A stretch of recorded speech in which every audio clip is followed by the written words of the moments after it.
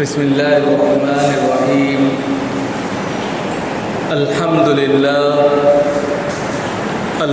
لله رب العالمين، والصلاة والسلام على سيد الأنبياء والمرسلين محمد بن عبد الله الأمين وعلى آله وأصحابه وأزواجه وذرياته وأهل بيته وسلم تسليما كثيرا أما بعد. أعوذ بالله من الشيطان الرجيم. بسم الله الرحمن الرحيم.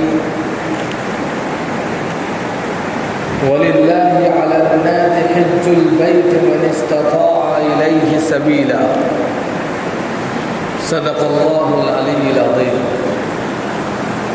محترم بزرگوں اور دوستوں، دینی اور ایمانی بھائیوں، اللہ رب العزت کا شکر ہے، اس کا کرم ہے کہ اس نے اپنی بارگاہ میں آنے کی توفیق عطا فرمائی. حضرات، ہم سب جانتے ہیں کہ اس وقت جو سلسلہ جاری ہے، ساری ہے، وہ عازمین حج کا ہے. حجاج کرام اپنے اپنے علاقوں سے سرزمین مکہ اللہ رب العزت کے دیار میں، اس کے گھر کے پاس جمع ہو رہے ہیں اور زیارت حرم کے لیے تگ و دو کر رہے ہیں تاکہ اللہ کی خوشنودی حاصل کر سکے، تاکہ رضائے الہی کو حاصل کر سکے. اور یہ بہت اچھا عمل بھی ہے، بہت محبوب عمل ہے. قرآن کریم میں بھی اس طرف اشارہ کیا گیا ہے. وَلِلَّهِ عَلَى النَّاسِ حِجُّ الْبَيْتِ مَنِ اسْتَطَاعَ إِلَيْهِ سَبِيلًا. وَلِلَّهِ عَلَى النَّاسِ، اور اللہ ہی کے لیے ہے لوگوں کے اوپر، حج البیت من استطاع، کہ وہ فریضہ حج کو ادا کریں جو اس کے گھر تک جانے کی استطاعت رکھتا ہے، جو اس کے گھر میں پہنچنے کی استطاعت رکھتا ہے، طاقت رکھتا ہے، مالی اعتبار سے، بدنی اعتبار سے. تو اس کو چاہیے کہ وہ یہ سفر اپنی زندگی میں ایک مرتبہ ضرور کرے. اللہ رب العزت خوش نصیب ہیں وہ لوگ جس کو یہ سفر کی توفیق عطا فرماتے ہیں. بہت سے لوگ ہوتے ہیں، روپیہ پیسہ بے تحاشا ہوتا ہے، سب کچھ ہوتے ہوئے بھی ہم نے خود اپنی آنکھوں سے دیکھا ہے، توفیق الہی نہیں ہے تو وہ نہیں جا پاتے. کتنے ایسے لوگوں کو دیکھا کہ سب کچھ ہے، فری بھی ہے، وقت بھی ہے، کھانے پینے کو پیسہ کوڑی بھی ہے، رہنے کو مکان بھی ہے، بالکل پرسکون زندگی ہے، لیکن اس کے باوجود کوئی فکر نہیں ہے. بس زندگی جیسے چل رہی ہے اور وہ پانی کے سلی کے مانند جو ہے گزر رہی ہے، کوئی احساس نہیں. لیکن اگر زندگی میں کبھی بھی آپ صاحب استطاعت ہوئے اور آپ نے اس وقت اللہ کا فریضہ ادا نہیں کیا اور پھر وہ موقع نہ مل سکا تو آپ گنہگار ہیں، اللہ کے مجرم ہیں. اس لیے کہ آپ کو اللہ نے موقع دیا تھا، اللہ نے آپ کو اس مقام تک پہنچایا تھا، ہر اعتبار سے اللہ نے آپ کو نوازا تھا. اب آپ کے اوپر یہ ذمہ داری تھی کہ اس کی خوشنودی کے لیے اس کا ایک سفر ضرور کرتے، اس کے گھر ضرور جاتے. قرآن کی آیتیں جھوٹی تو نہیں ہیں. قرآن کے اندر جو پیغام ہے، جو میسیجز ہیں، جو سندیش ہیں، وہ سب اللہ کے ہیں اور اللہ ہی کہہ رہا ہے، اللہ ہی باتیں کر رہا ہے. تو ایسے میں اگر انسان نگلیکٹ کرتا ہے، اس کو جو ہے مانتا نہیں ہے یا اس پر عمل نہیں کرتا، تو یہ اس کا ذاتی عمل ہوتا ہے جو باعث گناہ بنتا ہے اور باعث پکڑ. لیکن اگر وہ توبہ کر لے اور پھر یہ کوشش کرے اللہ مجھے موقع دے میں جاؤ، تو اللہ سے غفور الرحیم ہے، معاف بھی کر دیتا ہے، کیونکہ یہ معاملہ اللہ سے جڑا ہے، بندوں سے نہیں جڑا. تو اللہ چاہیں گے تو ایک جھٹکے میں معاف بھی کر دیں گے، اور اگر پکڑ کرنا چاہیں تو پکڑ بھی کر دیں گے، لیکن توفیق ضرور مانگنی چاہیے۔ اپنے طاقت، اپنے پیسے کے بلبوتے پر کبھی یہ مت سوچنا چاہیے، کرنا چاہیے، غرور کرنا چاہیے کہ میں جب چاہوں گا چلا جاؤں گا، ایسا نہیں۔ توفیق الہی اگر ہوگی، اللہ کی منشا اگر ہوگی تو پھر آپ چلے جائیں۔ بہت سے ایسے لوگ جن کے پاس کچھ نہیں ہوتا، اللہ ان کو قبول کرتا ہے اور پہنچا دیتا ہے اپنے گھر، انتظامات ویسے بنتے چلے جاتے ہیں، انسان پہنچ جاتا ہے۔ اور بہت سے لوگ ایسے کہ سب کچھ ہوتے ہوئے نہیں جاتے۔ تو یہ اللہ کی طرف سے ایک نظام ہے، اس نظام میں توفیق کا مانگنا، اللہ سے سچے دل کے ساتھ میں، تڑپ کے ساتھ میں دعا کرنا، یہ سب سے اہم چیز ہے۔ اب جب ہم اس سفر پر جاتے ہیں، بات یہ چل رہی تھی، تو اب یہ سوچ کر جائیں گے یہ سفر بس آخری سفر ہے، اس کے بعد شاید کوئی دوسرا سفر نہ ہو۔ اب آپ خود دیکھیں، جب آپ دنیاوی سفر کرتے ہیں کہیں کا بھی، اور آپ کو یہ معلوم ہو جائے کہ بس یہاں ایک ہی دفعہ جانا ہے، تو بڑے اہتمام کے ساتھ آپ کو سفر کرنا ہے، ہر چیز کی رعایت، ہر چیز کا خیال کرتے ہوئے سفر کرنا ہے۔ اور یہ سفر جو خاص طور سے مکہ المکرمہ کا بطور حج کیا جاتا ہے، یہ ہم کو ایک آخرت کے سفر کی تیاری کے لیے بھی تیار کرتا ہے۔ یہ ہم کو سگنل دیتا ہے، اشارہ کرتا ہے کہ ایک اس سے بھی بڑا سفر سبھی کو کرنا ہے، کوئی اس سے چھوٹ نہیں سکتا، اور وہاں پر بھی گویا کہ اسی سے ملتے جلتے سارے عمل کرنے ہوتے ہیں جو اس سفر پر انسان کر رہا ہے۔ اور شاید اس سفر پر تو اتنا بھی موقع نہیں ملتا کبھی کبھی، تو ایسے میں ضرورت اس بات کی ہے کہ ہم 2 کپڑوں میں جاتے ہیں اس سفر پر، احرام باندھ کر۔ یہی 2 کپڑے ہم کو آخرت کے سفر کی طرف اشارہ کرتے ہیں کہ اسی سفر کی طرف جانا ہے۔ کچھ نہیں ہوتا ہاتھوں میں، کوئی چیز نہیں ہوتی، دنیا اور دنیا کی ساری دولتیں پیچھے ہوتی ہیں جب اللہ کا گھر انسان دیکھتا ہے، اور اس کو دیکھ کر دنیا کی ساری چیزیں کافور اور بولی ثابت ہو جاتی ہیں، اور اس کے دل میں خیال آتا ہے کہ دنیا ہے ہی نہیں۔ جب وہ اس فضا میں، اس ماحول میں، خدا کے اس دربار میں اور خدا کے اس گھر کی زیارت میں طواف کرتا ہے، چکر پر چکر لگاتا ہے، دنیا بالکل اس کے ذہن و دماغ سے، دل سے نکل جاتی ہے، تو کچھ اس طریقے سے اللہ کی بھکتی میں اور اللہ کی رضا جوئی میں اس طرح گم ہو جاتا ہے، اس کو یہ معلوم ہی نہیں ہو پاتا کہ دنیا بھی کوئی چیز ہے۔ بالکل کھو جاتا ہے وہ اپنے عمل میں، بالکل کھو جاتا ہے وہ اللہ کی یادوں میں، بالکل کھو جاتا ہے وہ آخرت کی فکر میں۔ بالکل ایسے ہی اس آخری سفر میں بھی انسان کے ساتھ ہوتا ہے۔ یہ موازنہ کرتے ہوئے جب ہم سفر کرتے ہیں، یہ موازنہ کرتے ہوئے جب ہم کوئی بھی عمل کرتے ہیں، وہ عمل 100% ہمیں فائدہ دیتا ہے، ہماری ذات کو، ہماری صفات کو، اور ہر اس چیز کو جو ہم سے منسلک ہے فائدہ دیتا ہے۔ اور فائدہ کتنا دیتا ہے؟ ہر چیز ہماری اچھی ہو جاتی ہے، ہمارے اخلاق اچھے ہو جاتے ہیں، ہمارا ملنا جلنا اچھا ہو جاتا ہے، ہر چیز خود بخود اعلیٰ سے اعلیٰ بنتی چلی جاتی ہے۔ غریبوں کا خیال ہم کو آنے لگتا ہے۔ آپ دیکھتے ہیں کہ جو انسان سفر پہ جاتا ہے، ایک لمبی دعوت کرتا ہے، اطعموا الطعام، اسلام میں کہا بھی ہے کھانا کھلاؤ، وافشوا السلام، خوب سلام کو پھیلاؤ، ان کی دعائیں لگیں گی، وہ سفر آسان ہو جائے گا۔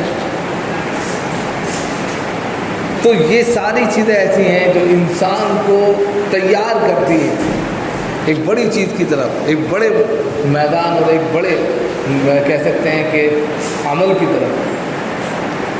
اب جب یہ ساری چیزیں ہیں تو ہمیں حج کا اس پیغام کو بھی یاد کرنا چاہیے جو بہت اہم ہے۔ حجۃ الوداع کے موقع پر جناب محمد رسول اللہ صلی اللہ علیہ وسلم نے ایک تقریر کی تھی، جو تقریر بہت ہی ज़बरदस्त थी। عام طور پر عرفہ کے دن وہ تقریر جب ہوتی ہے تو اس کے الفاظوں کو شامل کیا جاتا ہے۔ اس تقریر کو ہر شخص اپنے لیے ایک روشنی سمجھے۔ زندگی گزارنے کے جو مراحل ہیں اس کے لیے وہ تقریر بہت اہم ہے، جس کے اندر میسیجز ہیں، جس میں نصیحتیں ہیں، جس میں وصیتیں ہیں، بہت ساری چیزیں۔ پہلی چیز جو اللہ کے رسول صلی اللہ علیہ وسلم نے لوگوں کے سامنے رکھی، یخطب فی حجۃ الوداع، حجۃ الوداع کے موقع پر آپ صلی اللہ علیہ وسلم نے لوگوں کو مخاطب کرتے ہوئے خطبہ دیا، تقریر کی، ایسے لوگوں کو جمع کیا اور کہا کہ شاید کہ اگلے سال میں تمہارے درمیان نہ رہوں۔ کتنی بڑی بات کہ یہ میرا شاید آخری سفر ہے، اس کے بعد میں تم سے نہ مل سکوں۔ اب آپ خود دیکھیے کہ جو انسان ایک ایسی پوزیشن پر ہو کہ اس کے بعد اس کی ملاقات نہیں ہوگی آپ سے، تو وہ کتنے درد کے ساتھ، کرب کے ساتھ اور اندر کی کہہ سکتے ہیں اخلاص کے ساتھ آپ سے بات کریں۔ بالکل دل کے تڑپ کے ساتھ انہوں نے کہا کہ اس کے بعد شاید میری ملاقات نہ ہو۔ میں چند نصیحتیں کرنا چاہتا ہوں، ان کو اپنی زندگی کے لیے ایک رہنما سمجھ لینا۔ زندگی میں بہت سی مشکلات آئیں گی، بہت سے پریشانیاں کا سامنا ہوگا، اور یہ اس وقت آپ تقریر کر رہے ہیں جب آپ ہی رہبر ہیں، آپ ہی قائد ہیں۔ امت مسلمہ کی ساری باغڈور آپ ہی کے ہاتھ میں ہے۔ صحابہ اکرام پر کیا گزر رہی ہوگی جس وقت یہ تقریر ہو رہی ہو۔ آج تو ہمیں صبر آ گیا، انسان کو صبر آ جاتا ہے کہ انسان چلا جاتا ہے، دھیرے دھیرے صبر آ جاتا ہے، لیکن وہ کمی ہمیشہ اس کے دل میں کھٹکتی رہتی ہے۔ لیکن آپ صلی اللہ علیہ وسلم جس وقت یہ تقریر کر رہے ہوں گے آج سے 1400 سال پہلے، کیا ماحول رہا ہوگا کہ اب میں نہیں رہوں گا، انسان کا دل ویسے ہی دھڑکنے لگا، اور کس درد کے ساتھ انہوں نے کہا ہوگا کہ یخطب فی حجۃ الوداع، کہ یہ میرا آخری سفر ہے، آخری خطبہ ہے، الوداعی خطبہ ہے۔ پھر اس کے بعد سب سے بڑی بات جو پہلی لفظ نکالا اپنی زبان سے، اتق اللہ۔ تمام لوگوں سے کہا کہ اینما تکون، تم جس خطے میں رہو، دنیا کے کسی بھی علاقے میں تم زندگی گزار رہے ہو، اللہ سے ڈرتے رہو۔ بہت بڑی بات، کیونکہ لاکھوں کا مجمع وہاں پہنچتا ہے، آپ دیکھتے ہیں الگ الگ علاقوں سے، پوری دنیا سے لوگ آتے ہیں، سب اپنی اپنی زبانوں میں وہاں پر اللہ کے حضور آ کر سجدہ ریزی کرتے ہیں۔ اللہ کے رسول صلی اللہ علیہ وسلم نے سب سے پہلی بات جو کہی تمام لوگوں سے، اتق اللہ، کہ تم کہیں بھی رہو، ہندوستان میں رہو، بنگلہ دیش میں رہو، سری لنکا میں رہو، امریکہ میں رہو، کہیں بھی رہو، اللہ سے ڈرتے رہو۔ یہ لفظ ایسا ہے کہ انسان کوئی غلط کر ہی نہیں سکتا، غلط چل نہیں سکتا، غلط چھو نہیں سکتا، غلط دیکھ نہیں سکتا، غلط سوچ نہیں سکتا۔ اس کی فکر سب کی سب کافور، چالیں نہیں کر سکتا، حسد نہیں کر سکتا، ساری چیزیں بالکل ختم ہو گئی۔ اتق اللہ میں صلو خمسکم، دوسری بات بتائی، صلو خمسکم، 5 وقتہ نمازوں کا اہتمام کرنا۔ بالکل سٹیک باتیں کی ہے، آخری درجے کی۔ اللہ سے ڈرو نمبر 1، دوسری بات صلو خمسکم، 5 وقتہ نمازوں کا اہتمام کرنا۔ کہیں بھی ہو، نماز کا وقت آ رہا ہے، الصلاۃ علی وقتہا، نماز کو اس کے پہلے حق میں ادا کر دینا۔ کسی بھی جگہ ہو، نماز کا وقت آ رہا ہے، پوری زمین پاکیزہ ہے، کہیں بھی نماز پڑھ سکتے ہو۔ یہ اس امت کے لیے ایک فخر کی بات ہے کہ اس کے لیے ضروری نہیں ہے کہ مسجد ہی میں نماز پڑھے، کہیں بھی وہ نماز پڑھ سکتا ہے۔ تو کہا کہ صلو خمسکم، 5 وقتہ نمازوں کا اہتمام کرنا ہے۔ وَأَدُّوا زَكَاةَ أَمْوَالِكُمْ، تیسری بات کہ اپنے مالوں کی زکوٰۃ ادا کرتے رہنا۔ اگر صاحب نصاب ہے تو اس کا 2.5% جو بنتا ہے، 100 روپے میں 2.5 روپے، 1000 روپے میں 25 روپے، 1 لاکھ میں 2500 روپے، یہ 2.5% جو ہے 40واں حصہ یہ نکال دینا، تمہارا مال محفوظ رہے گا، برباد نہیں ہوگا، تم محفوظ رہو گے بیماریوں سے، پریشانیوں سے، بہت ساری چیزوں سے۔ وَآتُوا زَکَاةَ أَمْوَالِكُمْ، اپنے مالوں کی زکوٰۃ دیتے رہنا۔ اس سے کیا فائدہ ہوگا کہ تمہارا مال محفوظ ہو گیا ڈاکہ زنی سے، چوری سے، بربادی سے۔ اور دوسرے وہ غریب، فقیر، فقراء، مسکین جو خط افلاس پر زندگی گزار رہے ہیں، ان کے لیے تم دعاؤں کا ذریعہ بن جاؤ گے۔ ان کے پیٹ میں اگر نوالا جائے گا تو وہ تمہیں دعا دیں گے، لہٰذا تمہاری عمر میں برکت ہوگی، تمہارے کاروبار میں ترقی ہوگی۔ وَآتُوا زَکَاةَ أَمْوَالِكُمْ وَأَطِیعُوا أُمَرَاءَکُمْ صَلُّوا خَمْسَکُمْ، اور رمضان کے روزے رکھتے رہنا۔ رمضان کا جو بھی رمضان آئے گا اس میں روزے رکھنا، یہ نہیں کہ آپ جو ہے ڈنڈی مار دیں۔ آج کے وقت میں نوجوان ڈنڈی مار دیتا ہے۔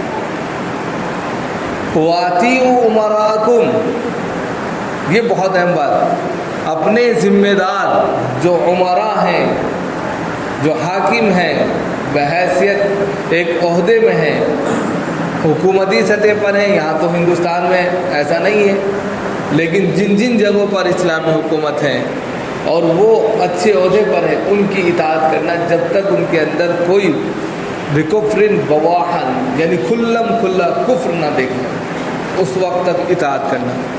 اگرچہ حبشی غلام بھی تمہارے اوپر متعین کر دیا جائے، کالا کلوٹا ایک حاکم ہے، اس کی بھی اطاعت کرنی، اسلام یہ کہتا ہے۔ اور پھر اس کے بعد کہا تدخلوا جنت۔ اب اس میں ہندوستان کے اندر جیسے یہ نہیں تو علماء حضرات آ جائیں گے، وَآتِیعُوا أُمَرَاءَکُم میں عمراء کے ساتھ علماء آ جائیں گے، فقہاء آ جائیں گے، ائمہ آ جائیں گے۔ بھائی وہ آپ کے فائدے کی باتیں کرتے ہیں، آپ کو نقصان پہنچانا نہیں چاہتے، وہ تو بے لوث خدمت کر رہے ہیں۔ ڈاکٹر آپ دیکھتے ہیں اس کے پاس چلے جائیں، وہ چاہے آپ کو 1 سیکنڈ دے کے یا 10 سیکنڈ دے کے یا 10 منٹ دے کے، وہ اس کے آپ کو فیس کٹانی ہے، وہ 1000 سے 1500 2000 روپے لے گا اپنا دیکھنے کا۔ انجینئر کو بلائیں گے، وہ اپنا چارج کرے گا۔ کسی بھی چیز کو آپ رکھ لیجئے، وہ اپنا چارج مار دیتا ہے، لیکن علماء، فقہاء، ائمہ یہ بغیر چارج کے آپ کے ساتھ میں ہمیشہ کھڑے ہیں۔ ان کی اطاعت کرنا، ان کی فرما برداری کرنا، ان کی عزت کرنا، ان کا اہتمام کرنا، ان کی ضروریات کو پورا کرنا، یہ سب ہماری ذمہ داری ہے۔ اگر آپ نے کسی کی ذمہ داری کو نہیں نبھایا تو کل آپ سے بھی سوال ہوگا۔ آپ دوسری جگہ جاتے تھے تو ہر اعتبار سے خیال رکھتے تھے، آپ نے ان علماء کا، فقہاء کا خیال کیوں نہیں کیا؟ وَآتِیعُوا أُمَرَاءَکُم، اور پھر اس کے بعد کیا تھا؟ تَدْخُلُوا جَنَّتَ رَبِّکُم۔ اگر اس طرح زندگی گزاری تو تم اپنے رب کی جنت میں داخل ہو جاؤ گے۔ انسان یہی تو چاہتا ہے کہ اس دنیا سے نکل کر اگر مجھے سب سے اچھی جگہ کوئی ملنی ہے تو وہ جنت ہے، اور جنت آرام، راحتوں سے بھری ہوئی ہے۔ ایک تو یہ چیز بتائی۔ دوسری چیز جو سب سے اہم ہے وہ بھی حجۃ الوداع کے موقع پر کی ہے، کہ حرمت یومکم ھذا کبلدکم یومکم ھذا، یہ پوری ریل ہے۔ آپ صلی اللہ علیہ وسلم نے کہا کہ یہ دن کون سا ہے، یہ مہینہ کون سا ہے، یہ شہر کون سا ہے۔ آپ نے سوال کیا لوگوں سے تو سب نے کہا یہ مہینہ بڑا مقدس ہے، حج کا مہینہ، یہ شہر بلد امین ہے، سب سے پرسکون والی جگہ ہے، والتین والزیتون وطور سینین وہذا البلد الامین۔ قرآن نے کہا ہے کہ یہ شہر جو ہے، شہر مکہ، تمام زمینوں میں سب سے پوتر ہے اور سب سے پرسکون جگہ ہے، جہاں پر کسی کو کسی سے اختلاف نہیں ہے۔ یہ الگ بات ہے کہ حکومتی سطح پر اختلاف رہتا ہے، لیکن زندگی گزارنے کے لیے وہ پرسکون جگہ ہے۔ پھر کہا یہ دن کون سا ہے؟ 10 ذی الحجہ کا دن جو ہے سب سے اعلیٰ دن ہوتا ہے، جس میں اللہ کے گھر کا طواف ہوتا ہے۔ وہ دن قربانی کا دن ہوتا ہے، کہا سب سے مقدس دن ہے، جس میں تیرے گھر کا طواف ہو رہا ہے، اللہ کے گھر کی زیارت ہو رہی ہے، لوگ یعنی جوگ در جوگ جو ہے اس کے گھر کی زیارت کر رہے ہیں، چکر پہ چکر لگا رہے ہیں، دیوانہ ہو کر گھوم رہے ہیں۔ کہ یاد رکھو جس طرح یہ دن یہ مہینہ، یہ شہر پوتر ہے، مقدس ہے، محترم ہے، اسی طرح تم سب ایک دوسرے کے لیے محترم ہے۔ کتنی بڑی بات ہے، ایک انسان دوسرے انسان کے لیے اس سے بھی زیادہ محترم اور مقدس ہے جس طرح وہ مہینہ، وہ جگہ اور وہ دن محترم۔ اب آپ اندازہ لگائیے یہ خطبہ ہم سب کی زندگی میں کیا کردار ادا کرتا ہے۔ ہم ایک دوسرے کا احترام کریں، ایک دوسرے کی عزت کریں، ایک دوسرے کی باتوں کو سمجھیں، اس کو بے عزت نہ کریں، اور ہر اعتبار سے یہ سوچیں کہ اللہ رب العزت نے جس طریقے سے ہمارے لاکھوں گناہوں کو چھپا دیا، معاف کر دیا، نہ جانے ہم سے کیا کیا ہوا، لیکن سب پر پردہ پوشی ڈال دی۔ رات کے اندھیروں میں نہ جانے انسان سے کیا کیا ہوا، لیکن صبح ہوتے ہی اللہ نے اس کو واضح نہیں کیا، اس کو ظاہر نہیں کیا، چھپا دیا۔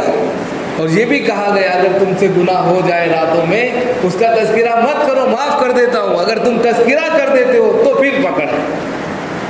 کتنی بڑی بات ہے۔ اگر ہم انسانوں کی کھالیں ادھیڑنے لگے، ان کی عزتوں سے کھیلنے لگے، ان کے معاملات میں گھس کر ان سے تھوڑی تھوڑی باتوں پر الجھنے لگیں، تو یاد رکھو پھر احترام کہاں ہے، پھر عزت کہاں ہے، پھر ایک دوسرے کا ادب کہاں ہے۔ اسلام صرف اس بات کی طرف اشارہ کرتا ہے کہ ہم ایک دوسرے کا احترام کریں، اسی میں انسانیت ہے۔ جب ہم ایک دوسرے کی انسانیت کے ناطے ایک دوسرے کا ادب کرتے ہیں تو خود بخود جو ہے ماحول سازگار ہوتا ہے، ماحول کے اندر خود بخود اسلامیت آتی ہے، پرسکونیت آتی ہے، اور اللہ کو یاد کرنا آسان ہوتا ہے۔ یہ خطبہ ایسا چھوٹا موٹا خطبہ نہیں ہے، 1400 سال پہلے یہ خطبہ دیا گیا تھا، آج بھی ویسے ہی یہ خطبہ اور یہ لائنیں آج بھی 8 اور 9 ذی الحجہ کو جو مفتی کرام ہوتے ہیں وہاں کے وہ دیتے ہیں، اور یہ لائنیں مینشن کرتے ہوئے چلتے ہیں کہ حرمت یومکم ھذا، بالکل میسج دیتے ہیں کہ جس طرح 1400 سال پہلے آپ صلی اللہ علیہ وسلم نے اس دن کی اہمیت، اس مہینے کی اہمیت اور اس شہر کی اہمیت کو بتایا تھا، تو یاد رکھو تم آپس میں بھائی بھائی ہو، کونوا عباد اللہ اخوانا، اللہ کے لیے آپس میں بھائی بھائی بن جاؤ، لہذا ایک دوسرے سے اختلاف کو ختم کرو، ایک دوسرے سے عداوت کو ختم کرو، ہمیشہ دل میں محبت رکھو، پریم کے پودے لگاؤ اور محبت کے پودے سے اس دنیا کو معطر کر دو۔ یہ سب سے بڑا میسج ہے حج کا اور حج کے اس پورے عمل کا۔ اگر اس طریقے سے ہم ایک دوسرے کا احترام کرنے والے بن جائیں اور ایک دوسرے کی عزت کرنے والے بن جائیں تو پھر دیکھیے خود بخود ہر شخص آپ کے ساتھ کھڑا ہے۔ ہمدردی میں، بیماری میں، مصیبت میں، خوشی میں، غم میں ایک دوسرے کے ساتھ جب انسان کھڑا ہوتا ہے، ٹوٹی ہوئی لاٹھی میں جان پیدا ہو جاتی ہے۔ انسان کی زندگی جو مایوس ہو چکی ہوتی ہے پھر سے اس کو جینے کا سلیقہ اور طریقہ آ جاتا ہے، پھر وہ آخری وقت میں بھی کچھ کرنے کا ارادہ اور عزم رکھتا ہے کہ میرے لیے ایک دو نہیں پوری انسانیت ہے جو میرے درد کو سمجھتی ہے اور میری عزت کرتی ہے۔ اور یہی سب سے بڑی اسلام کی خوبی ہے کہ وہ ایک دوسرے کا احترام کرتا ہے۔ اسی لیے کہا لا اکراہ فی الدین، کسی کے مذہب کو بھی برا نہ کہو، انسان کو تو بہت دور کی بات، مذہب کو بھی برا نہ کہو، جو جس کی عبادت کر رہا ہے کرنے دو، تم اپنا عمل 100% اللہ کے لیے خاص کر دو، اللہ اس پر تمہیں نوازے گا، وہ جو کر رہا ہے اللہ اس پر اس کو دے گا۔ پکڑ کرنی ہے، یہ معاملہ اس کے ساتھ ہے، اس لیے انسانیت کے ناطے ضروری ہے کہ ہم ایک دوسرے کا احترام کریں۔ یہی حج کا سب سے بڑا میسج اور پیغام ہے۔ اللہ تعالیٰ ہم سب کا عمل کی توفیق ہونا چاہیے۔